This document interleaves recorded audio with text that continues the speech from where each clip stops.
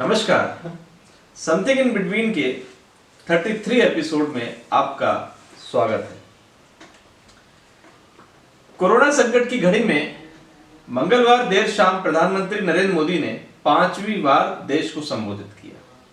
उनके संबोधन में मुख्य रूप से राहत पैकेज, विदेशी निवेश और स्वदेशी के सहारे देश को आत्मनिर्भर बनाने की बात थी।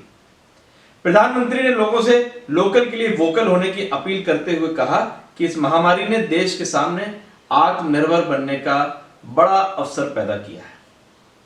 तो क्या यह मान लिया जाए कि इस महामारी ने देश में स्वदेशी आंदोलन का मार्ग प्रशस्त कर दिया है, और यह भी कि क्या निकट भविष्य में विदेशी निवेश के साथ साथ स्वदेशी की परिकल्पना भारत को आत्मनिर्भर बनाने में अहम भूमिका निभाएगी। पहले बात स्वदेशी की।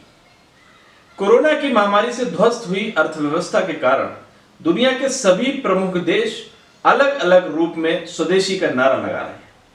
आर्थिक संकट के दौर में यह स्थिति नई नहीं है।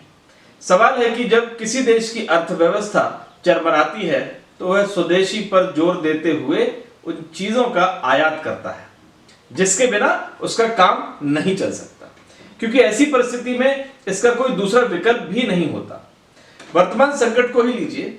आर्थिक मार से त्रस्त अमेरिका, ब्रिटेन, जापान सहित यूरोपीय देशों ने आयात को कम करने का फैसला किया है।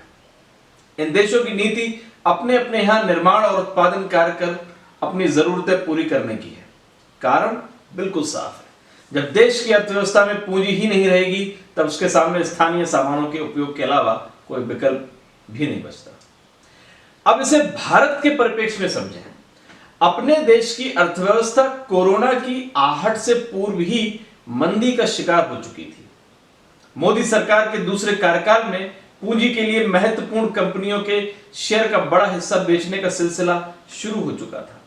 इसके बाद आए कोरोना संकट के कारण देश का विकास दर 0 से 1% तक रहने का अनुमान व्यक्त किया जा रहा था। अर्थव्यवस्था पर आए भारी संकट के कारण ही जरूरी होने के बावजूद खतरा उठाते हुए देश को धीरे धीरे लॉकडाउन से आजाद किया जा रहा है। जाहिर तौर पर ऐसी परिस्थिति में भारत के पास लोकल पर वोकल होने की प्रधानमंत्री की अपील मानने के अलावा कोई रास्ता भी नहीं बचा है।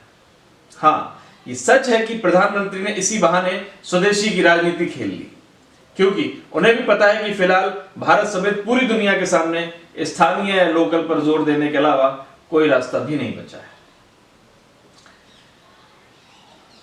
वैसे भी भले ही संघ में स्वदेशी के प्रति प्रेम का ज्वार दिखा हो, मगर सत्ता में आने के बाद यही स्वदेशी भाजपा के एजेंडे में कभी रहा ही नहीं।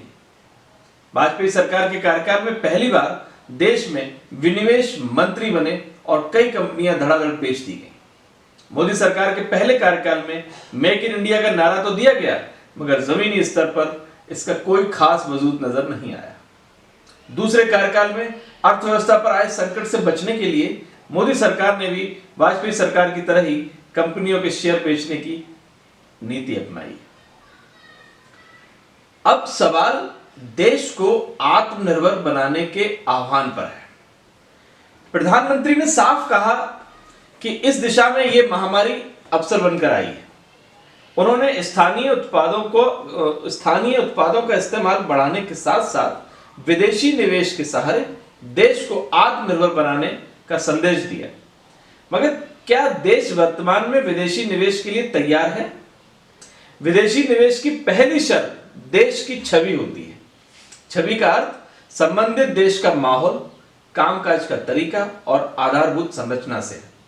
वर्तमान समय में देश का सांप्रदायिक माहौल में कितना विष भरा है यह किसी से छिपा नहीं। कोरोना महामारी के बीच में हिंदू बनाम मुस्लिम की राजनीति हो रही है। फिर हम लाख दावा करें, हमारी व्यवस्था लाल फीताशाही और नौकरशाही से मुक्त नहीं हो पाई। व्यापार करने वालों की प्रतिदिन की शिकायतें इसकी कई तरह की कहानियां बयां करती हैं। अब रही राहत पैकेज की बात, जिसकी चौतरफा चर्चा है। दावा किया जा रहा है कि संकट की इस घड़ी में 20 लाख करोड़ का पैकेज दुनिया का पांचवा बड़ा पैकेज है।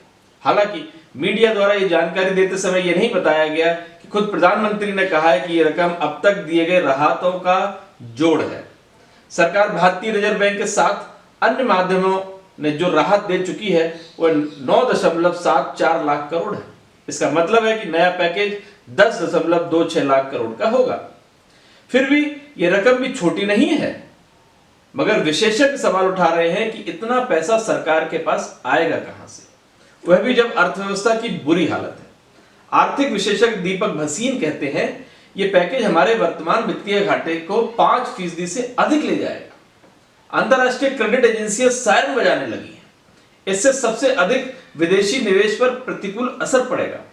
भसीन कहते हैं कि दूसरा सवाल है कि इतनी राशि आएगी कहां से। कोई सरकारी उपक्रम, चाहे वह बैंक हो, रेलवे हो या फिर जीवन बीमा निगम या एयरलाइंस हो, किसी के पास राशि नहीं है। ऐसे में सरकार के पास बस अतिरिक्त नोट छापकर इस पैकेज को लागू करने की मजबूरी है। जाहिर तौर पर ऐसा हुआ तो मुद्रास्फीति खतरनाक स्तर पर बढ़ेगी और इसका सीधा असर अर्थव्यवस्था के स्वास्थ्य पर पड़ेगा। ये सच है कि कोरोना के कारण आई स्थिति से देश के सामने स्थानीय उत्पादों को बढ़ावा देने का एक बड़ा अवसर है। माली अर्थव्यवस्था के कारण निकट भविष्य में स्थानीय उत्पाद को अपनाने के अलावा हमारे पास कोई विकल्प भी नहीं है। जरूरत इसी आदत को अर्थव्यवस्था की हालत सुधारने के बाद भी बनाए रखने की होगी। साथ ही हमें सीखना होगा कि किसी भी देश को चुनौतियों को अवसर बनाने के लिए किस तरह की पूर्व तैयारियों की जरूरत पड़ती है। भविष्य में हमें यही सीख काम आएगी।